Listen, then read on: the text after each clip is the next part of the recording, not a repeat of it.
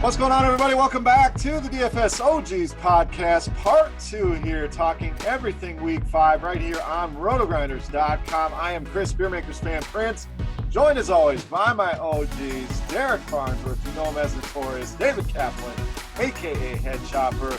Boys, are we ready to rock out part 2 here? Chop, what's going on? Ready, man. Part 2, the afternoon slate. Always fun. Yeah, that's where we recoup our losses from part 1. There's always that chance on part 2 and on the afternoon slate. Derek, part 2, ready to roll here. Yeah, I'm excited for this week. Should be a lot of fun. We talked about the high totals and the high scoring so far in the NFL this season in part 1 of the pod. And, yeah, I mean, it just seems like this is one of those seasons where you can't afford to miss on any single player. If you have one dud in your lineup, good luck cashing, even in some of these 50-50s and stuff. It's been pretty crazy. Yeah, and the high-scoring games will continue here, Derek. We'll get started with you. Raiders and Chargers to lead us off here on the Sunday afternoon slate. The Raiders, we talked about in part 1. Cleveland should have won that game, but Oakland pulled it off. And Derek Carr, Amari Cooper, and Jared Cook was probably a profitable stack out there. Now they travel to the Chargers, who – Chargers always find a way. You know, they win close, they lose ugly. It's never smooth sailing here for the Chargers. But we know Rivers, we know Melvin Gordon. What about those pass catchers there? Keenan Allen has been up and down. Mike Williams was on a roll, then disappeared last week. Tyrell Williams emerges last week. What are your thoughts there? Who can we play? Who do we fade? Raiders and Chargers.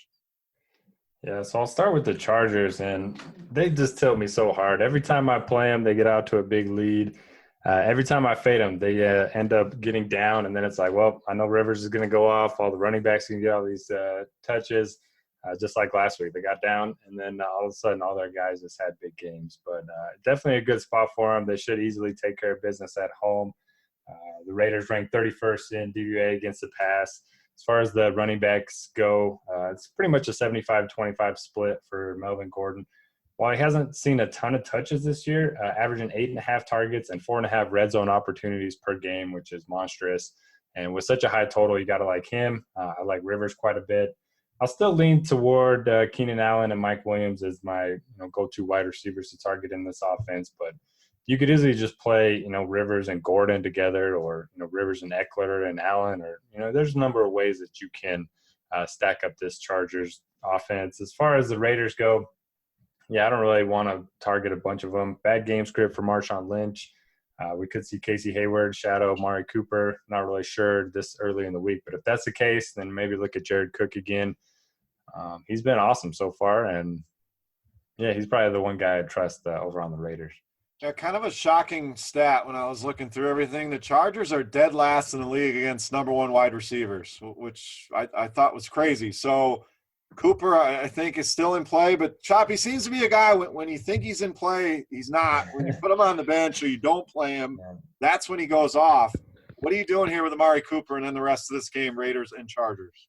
Hey, Amari, another guy. I played last week, and watching about 3.5 quarters of that game, I was like, oh, my God, why did I roster this guy? 3 catches for 37 yards, and he backdoored into a touchdown. But I was like, this little 12-point performance is terrible. Then all of a sudden in the late fourth quarter, he comes to life. So congratulations on Chucky for getting his win here. First win in 10 years. Good job, Chucky. But I don't know how much of these guys I can like outside of Jared Cook. The rest of this stuff is really, really tough to roster, man. So I don't know. But it looks like a good game, so maybe there's something to it. I'm also shocked that Jordy Nelson actually – like he's had the one good game. And the rest of the games don't look good. But if you watch the games, he's actually looked pretty decent. So props to Jordy Nelson. I think one of those guys has and they also tried to get Martavis involved a little bit last week. So maybe they, maybe they're onto something here. I don't know. But I think there's plenty of points in this game. So on the flip side there, I tell you what, I see this going for the Chargers at home. This is not a Melvin Gordon game. So I'll be focused on Rivers and Allen and Mike Williams. Those are the guys I want against the Raiders this week. Although, Nick Chubb looked great against that Oakland run defense last week. 3 carries, 100-plus yards, and 2 touchdowns. I don't think this is a Melvin Gordon game. I'll be avoiding Gordon. This is I mean, Gordon is notorious. He does not have 3 good weeks in a row ever. So that's definitely a hard pass for me. Is that the reason why? Because the Raiders allowing the 3rd most rushing yards on the season. So that's strictly it. I know the Raiders are not good, but Melvin Gordon just does not have 3. He is. Oh, you know what? Well, we're not going to get to that game. I got Melvin Gordon had a good game last week. That's all I'm going to say. He had a good game the week before that. He just doesn't do it 3 times in a row. I'm passing. Okay, that's the chop reasoning. Austin Eckler, I think, is interesting as well, Derek. I think you mentioned his name, but 9 or more fantasy points in every game this season. So at 4,200 on DraftKings, he can provide you some value. And Chop, is he a play then? If you don't like Gordon, you know it's a good matchup against the run. What are your thoughts on Eckler, real quick? No, I'm gonna pass, and the reason why, in all honesty, is because Phillip Rivers is the guy in this offense. So it's up to Phillip Rivers what he wants to do. So he's been deferring a lot to Melvin Gordon, and he had to check down a lot last week too. So I think this is a Rivers game. Rivers not going to let Gordon or Eckler or any runner run the ball for any success. I think Rivers is going to take this one upon himself and light this team up.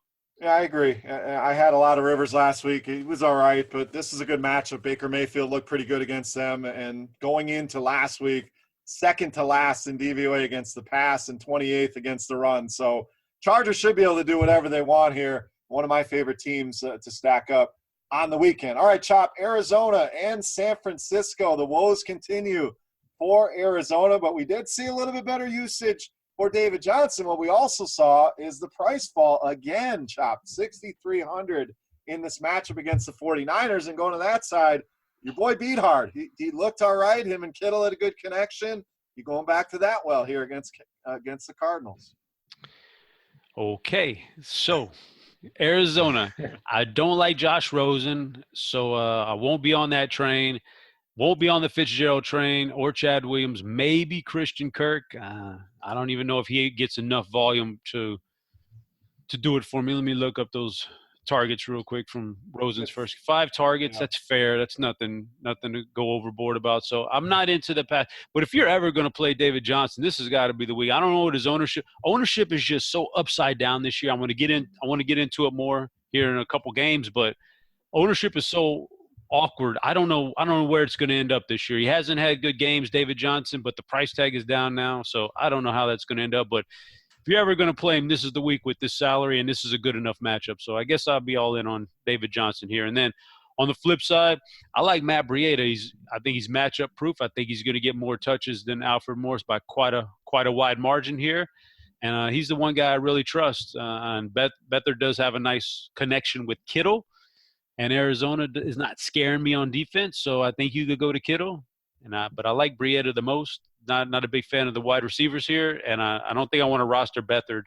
But Breida and Kittle are my guys. Yeah, I agree. I think there could be some cheap receiver value for the 49ers. We saw Pettis get hurt. We saw Goodwin get hurt. So, it's Garcon, and then, maybe a guy like Kendrick Bourne, but who knows? So it's something to keep an eye on. You could have a starting receiver in the 3Ks here against Arizona. All right, Derek, thoughts on David Johnson? I think 6,300. He's played well against this 49ers team in the past. Is he close to a must-play for you, or are you still not buying?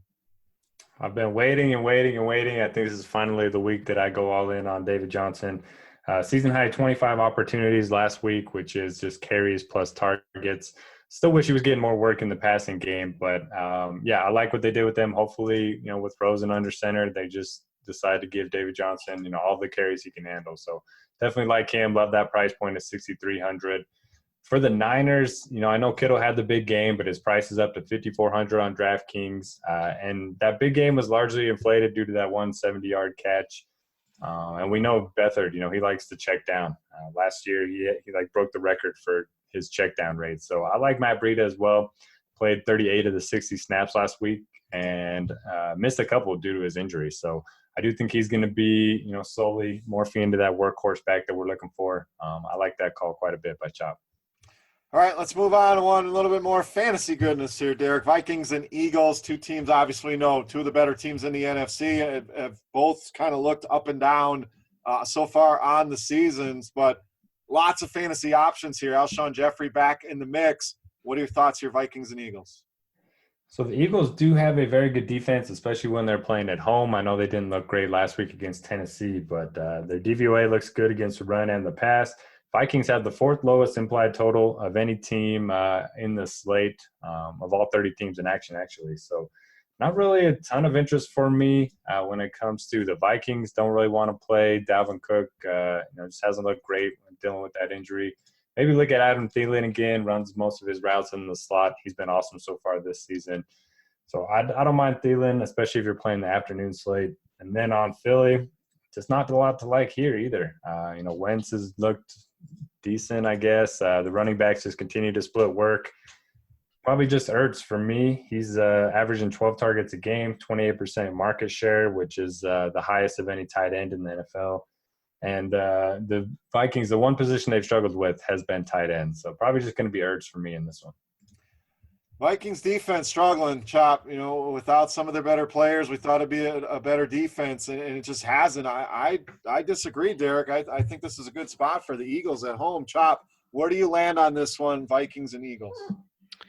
I think this is a really good game. Very, very interesting game. I'm anxious to – this is one I'd be targeting in those afternoon slates, but and one that'll go way under the radar. So for the Vikings, yeah, I really like this spot for these pass catch. The only thing that will slow down this game, this passing game for the Vikings this year, is when they get into those grinded out games because of their defense and they don't need to score. But anytime they need to press it, man, they're going to be awesome fantasy-wise. Cousins to Thielen and Diggs, it's all so centered there between those three guys. I love it. So, and I think this is a game where they have to score. So, therefore, all three of them, I think they look fantastic. So, I'm all on that passing. And, of course, the Eagles' defense, albeit pretty good DVOA numbers, like Derek said, generally speaking, the fantasy numbers against them, I know things can be a little – there's a balance you need to strike between those two, but – two of their games this year, they've been lit up by very subpar. I mean, they haven't faced like a great quarterback regardless, but Fitzpatrick for 400 plus, Mariota last week for 344 actually, and the other guys they face, Andrew Luck with his noodle arm in week 3, and then Matt Ryan to start off the year. Like, they haven't even faced good quarterbacks, and they've given up production. So I think Kirk Cousins can sit back and pick them apart.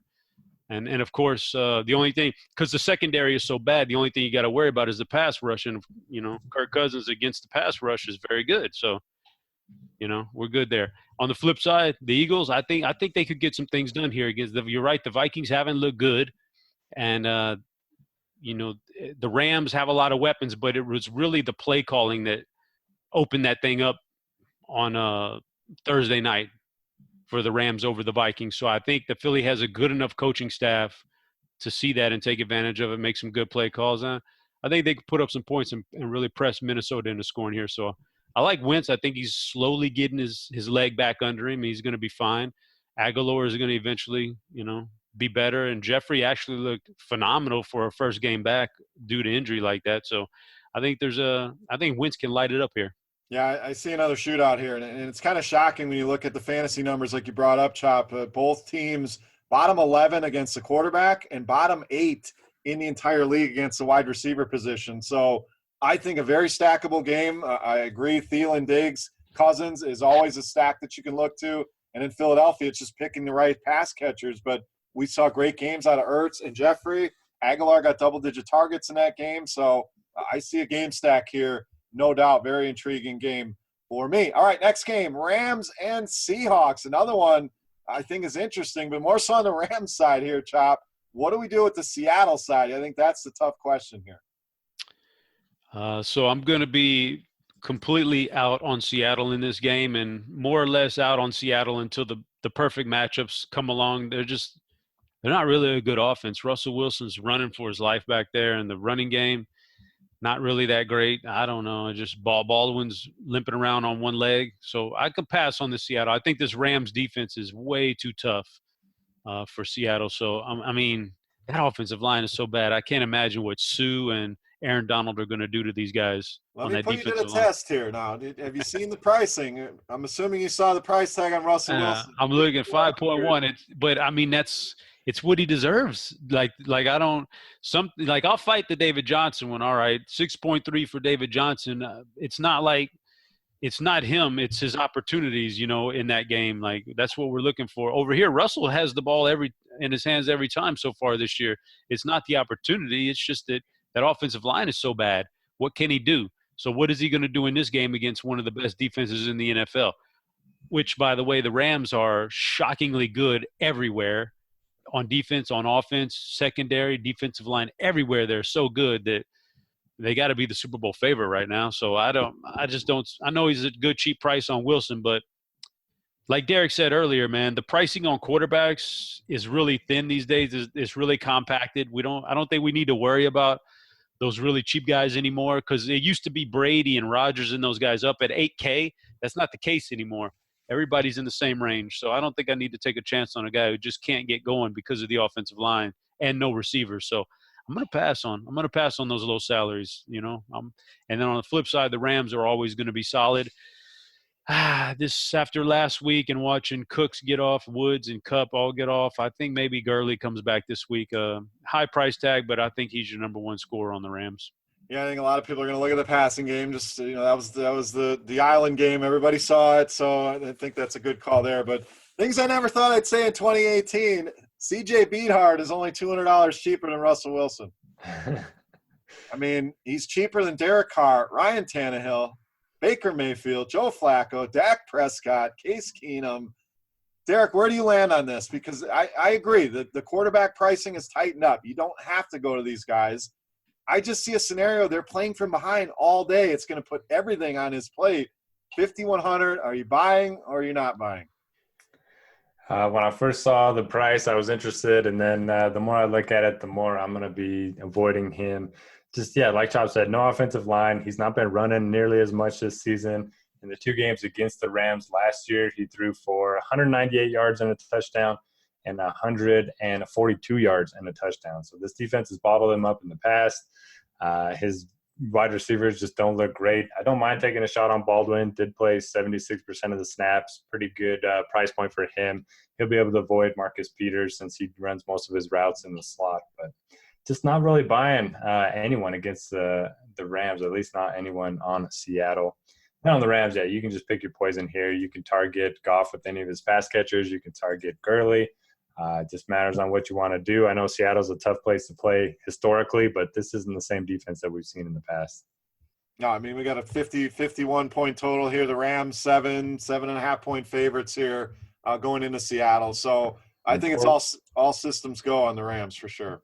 And pouring out for Earl Thomas. Man, that sucked. And of course, old Le'Veon came up and rose to the occasion there and had his boys back. But yeah, that sucks when that happens. And obviously he let those frustrations out on the sideline, and I think it was deservedly so. But, definitely pour one out there. Hate to see that.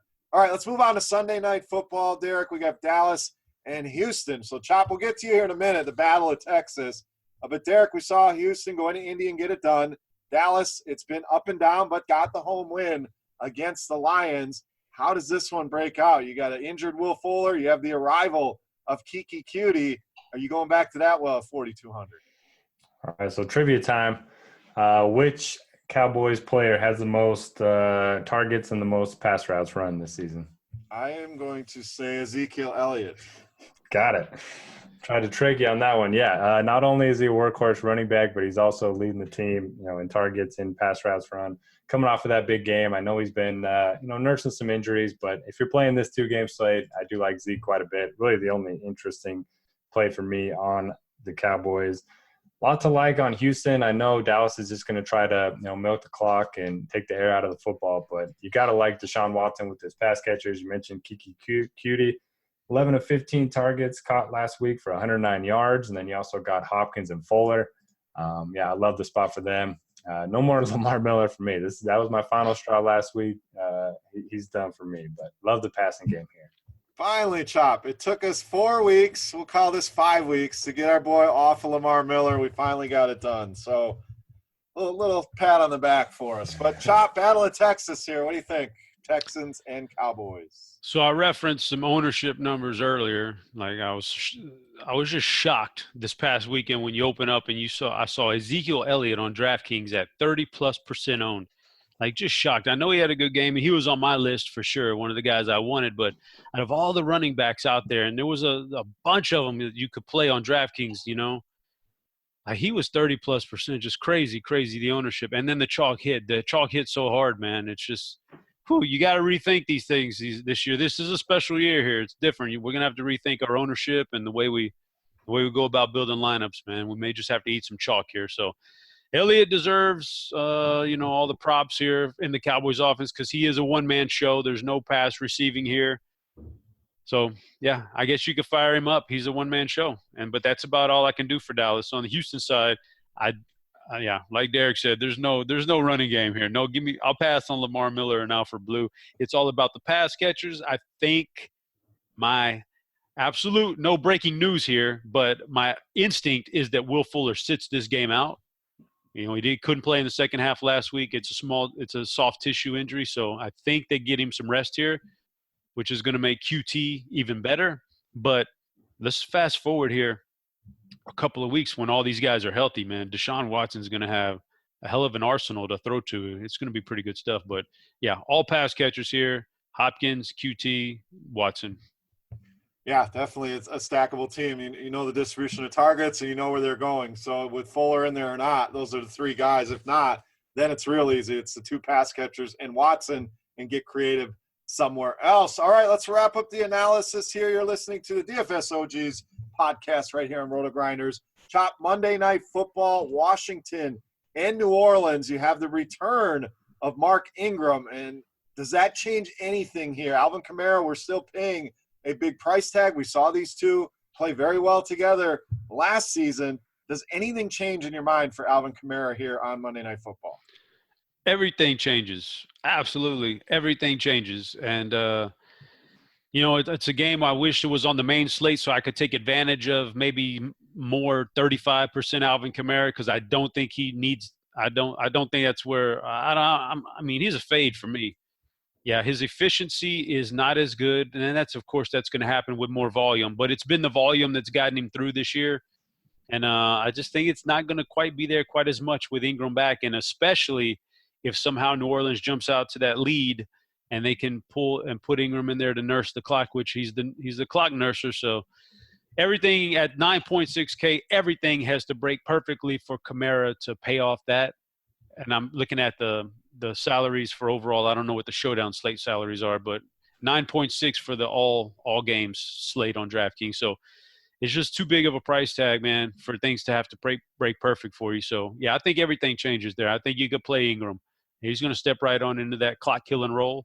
Michael Thomas is still, a solid player, but now he's the same thing for him, though. Not as many shootouts, maybe. If it's not a shootout, maybe Thomas doesn't get those 15 targets and everything the expectations go down a little bit. I think the big headline here is Adrian Peterson returning back to New Orleans, where they cut him last year. So I think he's got a little revenge on his mind, a little Adrian Peterson all day. I think I like a little Adrian Peterson on the showdown slate. You meant to say AP, right, Chop? Those AD. are his initials. All day. No, he's looked really good. He's looked really spry. Now he got a bye week. Damn. And the New Orleans defense hasn't been great this year, not anything close to what they were last year. Peterson may have a really good game here. Yeah, it's definitely where you want to attack. The Saints have struggled, no doubt. They've been good against the run, though. That's where I hesitate. They've been horrible against the pass, good against the run. So we'll see. Derek, wrap us up here for the analysis. We'll get to some user questions next, and then we'll get out of here. But thoughts on Monday Night Football, Redskins and Saints? Yeah, seeing as how we do the OG podcast, we should absolutely like the older guys. But you guys take AP or AD, whatever you want to call them. No. Chop's taking AD. I'll take Chris Thompson. $300 more, full PPR side, a game where they might be trailing. I love Chris Thompson in this spot. And you can pretty much play anyone from this game. In the Dome, going to be a high total, going to be a high-scoring game. As far as the Saints go, yeah, I agree with Chop. We don't know how many carries they're going to steal away from Kamara, but Ingram, it's not like he's coming into this offense new. He's been here for years. He's been a big part of the offense for a long time. So he's certainly going to see more work than Gillislee did. I don't mind being underweight on Kamara. He's probably going to be, 50, 60% owned in this showdown slate. So I absolutely love that fade. just hope that the touchdowns don't come this week. I like getting back on Michael Thomas, and then you can obviously play, some of the pass catchers for Washington as well, whether it be Reed, whether it be Crowder. Just a good game to stack overall, especially if you're playing the 2-game primetime slate.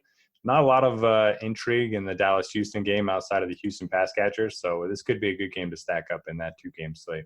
Yeah, I agree. There should be some fireworks in that one. Another very high total at 52.5 as of this recording. So Vegas obviously sees a lot of points scored here on both sides of that one. So that'll wrap us up for the analysis here in part 2 of the OGs podcast. I didn't do a pour one out. We got a team on bye, and I'm going to pour one out for old Fitzmagic. It was a good run while it lasted, but Jameis Winston was named the starter for last week. So, again, good run, Ryan Fitzpatrick, but the Fitzmagic is over. Guys, any final thoughts here on the games before we get into some user questions? Derek, we'll go to you first. Not really any final thoughts on the games, but I was really upset when I heard that Fitzmagic, that jacket that he put on wasn't even his. It was Deshaun Jackson's. I was so disappointed. You really think he had that in his outfit or his? I thought he was a new guy, new man. No, that was all D-Jackson, his swag. So, yeah, it was fun. And hopefully we get to see him again. It's always good seeing dudes like that play. But, Chop, any final thoughts on the football here for Week 5? The actual football stuff, I think there's a few injuries that you're going to have to look out for, and you can use them to your advantage. So I'm not even going to bother doing a whole lot of prep before Saturday night or Sunday morning. I'm just, I'm going to wait for some of these injuries to clear up before I really dip in to start building teams. Yep, a couple of notes here, Chop. Not trying to steal your breaking news job here, but Rob Gronkowski was not at practice as of this recording. That was on Tuesday. By the time you guys hear this, we'll already have notification, that being the Thursday game, but wanted to get it here anyway. And the Rams waived kicker Sam Ficken. So see what they do there. But sounds like Greg Zerloin may be ready to return.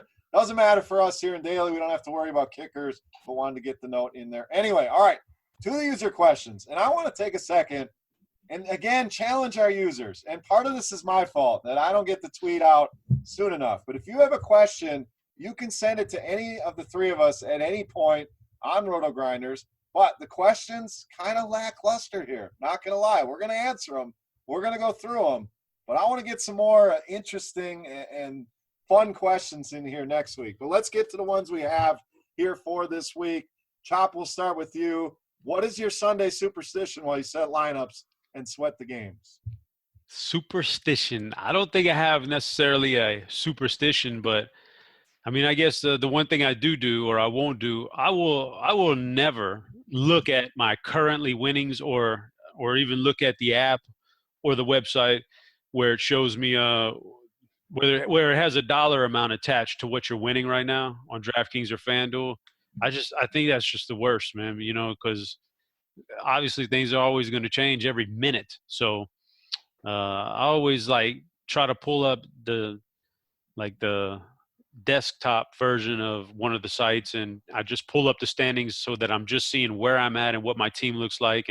But I hate looking at my currently winnings. I won't do it I wait till it's all over with before I even glance at what I've won or what I'm about to win. Yeah, especially in those showdown slates, because you can go from winning 200,000 to winning nothing in the span of one play. So that's not good for the old ticker. So I agree. That's actually one of mine.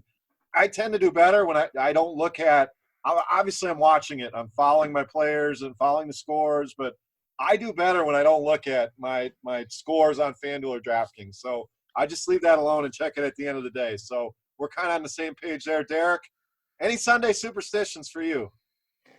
Well, to touch on Chop's point, it's crazy that all three of us, don't check our actual winnings until the very end. I've talked to a lot of people about this, and everyone thinks I'm crazy for not doing it. So, that's pretty crazy. As far as superstitions myself, don't have many.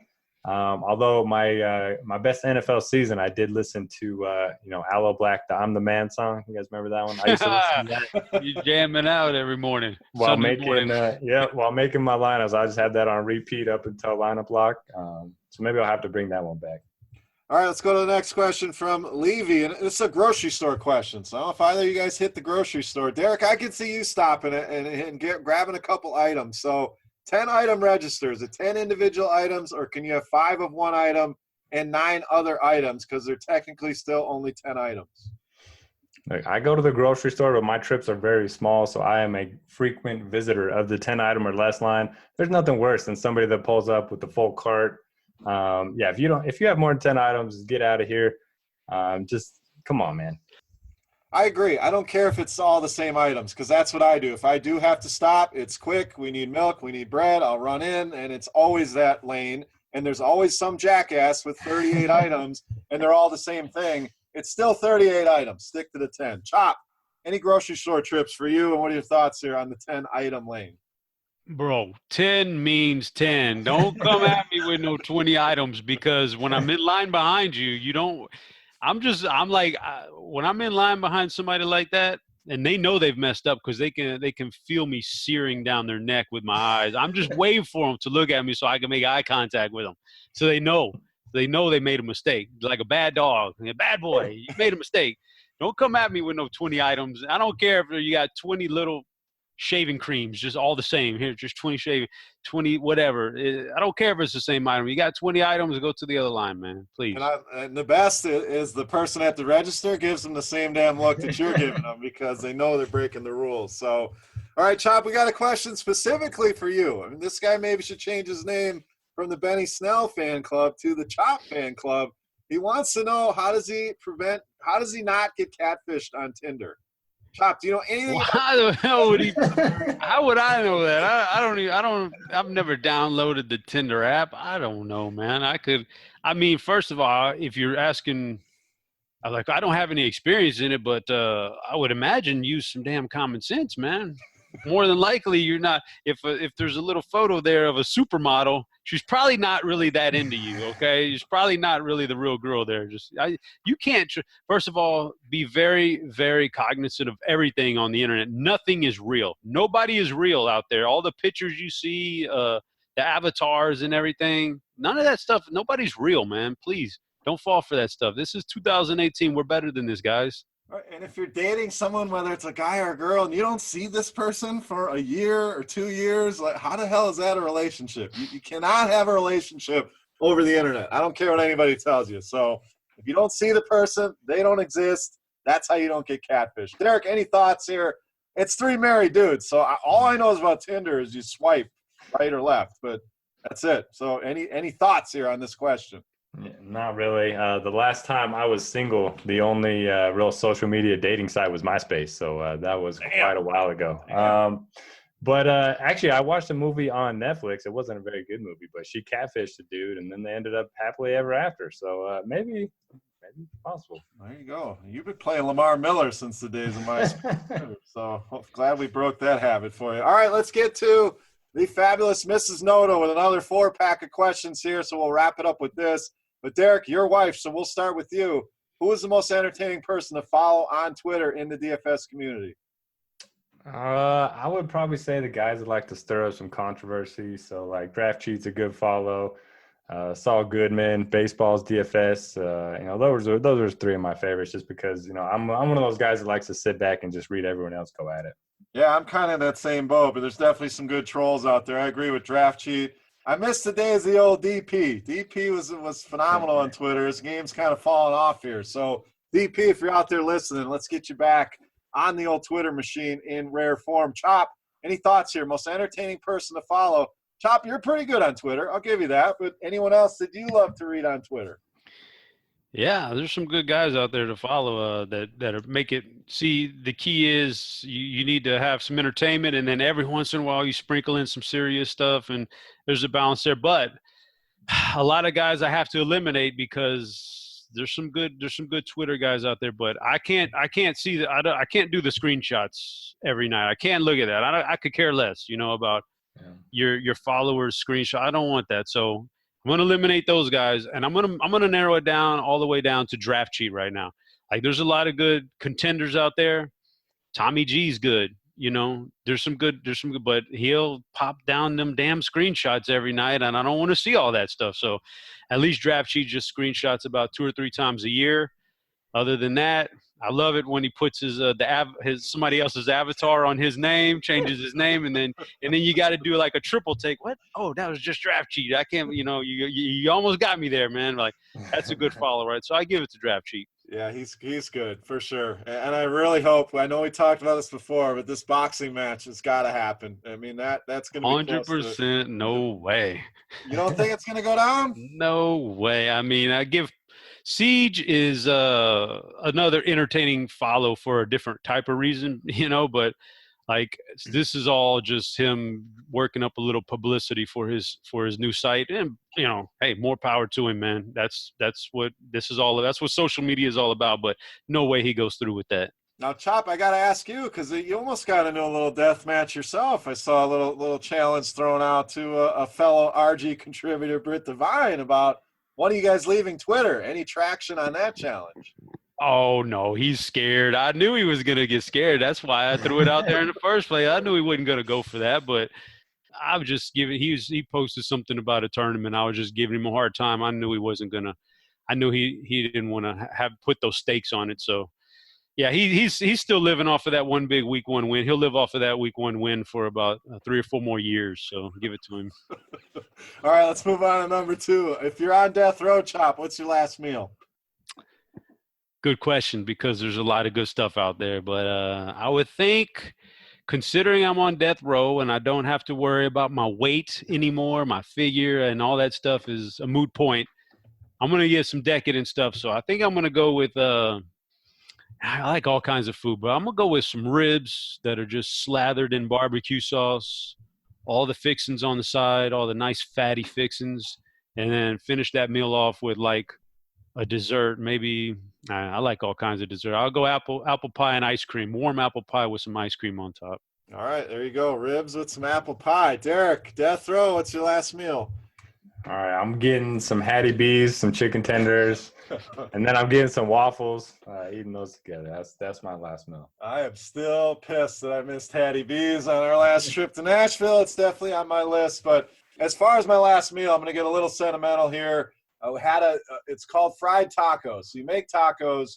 You basically, it's almost like a chalupa. And my Uncle Don had the recipe, passed it on to my dad. I've kind of taken it over, but you basically take a tortilla and kind of deep fry it in some oil for about 30 seconds each side, put it all together. It's one of the best tacos you'll ever have. So I get to cook my own meal when I'm on death row, and I'm having me some fried tacos. All right, Derek, why is it okay for baseball players to be kind of fat, according to your wife? I mean, they just don't run as much, I guess. Yeah, I mean, it's kind of like, what was that, the Kingpin, when he walks in and he sees all the bowlers and he calls them like finely tuned athletes, and they're all jamming pizza in. And I agree, they don't need to be svelte like you do in other sports. So, Chop, any thoughts on this? Fat baseball players? Because it's baseball. First of all, baseball is the exact opposite of the other sport. In the other sports, you want to get better, you lose a little weight, you get a little quicker. In baseball, you want to get better, you gain that weight. You don't lose weight, you lose weight and you get worse. Look at Matt Adams and all these other guys. Like you gotta keep that weight on there to be good in baseball. You need a little, all that muscle. There it is, bingo. All that muscle in baseball, that doesn't help you at all. Come on now. All that you need to be flexible. You need to just. Yeah, you need some flexibility. I think a little extra weight never hurt anybody in baseball. Hey, big country, little Adam Dunn, little Prince Fielder. Like, you need that power behind you, so you keep that weight on. All right, we'll finish it up with this one. Would you rather wake up with a different face but be the same gender, or a different gender and the same face? And I'm going to start here. I do not want to be a damn female. Some of the shit that they go through, from the monthly shit they go through to pregnancies and spitting out kids. No. I'll take a different face. Could probably use an upgrade there, and I will stay a male. Guys, any different thoughts there? Anyone want to switch genders here? Well, first of all, I would have to see the face that I'm going to be getting a hold of. If I need to see the face. All right. So you're willing to switch to a female for the right face? Well, it's, if I have to stay male, but I have to walk around for the rest of my days looking like Dean or something like that, then there's going to be some issues there. Maybe I may want to switch because I'm perfectly fine with what I got now. So the way I see it, if you said I had to fly blind, I just had to trust it, and then I would probably go ahead and switch genders and keep my face, because even then, even if I was a girl, I could still have a relationship with girls. You know what I mean? Like, it may even be easier, if you know what I'm saying. But so I don't think it would really break my flow too much, man. But I just, the downside of switching faces is if you get stuck with one, oh man, you get stuck with a bad one, and then that'd be it, man. All right, Derek, your turn. Any thoughts here? Different face or different gender? What do you want to do? Well, Chop, not sure how attractive of a woman you'd be, but wouldn't matter, bro. Wouldn't matter. All I'm picturing is Chop with Dean's face as a woman. Wow, that's the picture I got here. Yeah, she had to have Googled this question or something. There's no way she came up with this on her own. But yeah, for me, I guess I would just do a different face, same gender. I mean, I wouldn't mind spending like a day in a female's body, just test things out a little bit. But yeah, for the rest of my life. I go hit the gym and hit the showers, man. Yeah, as a female. Shit, I'm starting to see some benefits to it now. Sign me up. I don't want to be a woman, man. I give women all the credit. Please don't take this the wrong way. All the women out there, you know I love you, but I do not want to be a woman. I'll take my chances with the face. But that'll wrap us up here, guys, for the DFS OGs podcast right here on RotoGrinders. Hope you guys enjoyed the analysis, the user questions. Again, if you want to get a user question, just DM me on RotoGrinders or on Twitter, or just send me the question there. And hopefully, no offense to the questions, I'm glad that people send them in, but we can do better. There's stuff. What do you want to know about the OGs? Chop, anything you want to say out to the people here about the user questions? Yeah, they know to make them fun. We're going to give them more time moving forward. We haven't given them enough time, so starting next week, we're going to give you a little extra heads up, and you can get your question in. But yeah, man, we're going to sit here and talk about this football and stuff for an hour and 15 minutes. Those questions should be totally unrelated to football. Just give us some good stuff, man. We'll answer anything.